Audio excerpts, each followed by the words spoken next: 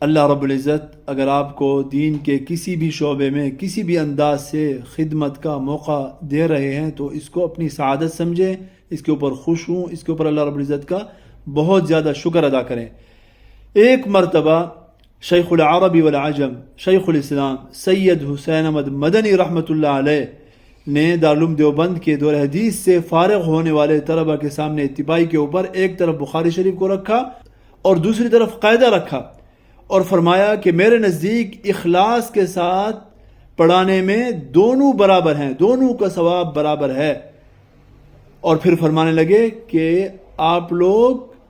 یہ قاعدہ ہی پڑھا لینا کہ یہ ذرا آسان ہے۔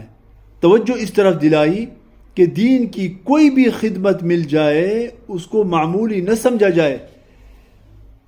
قاعدے سے لے کر بخاری شریف تک، مسجد کے جھاڑو سے لے کر منبر و محراب تک کوئی بھی خدمت انسان کو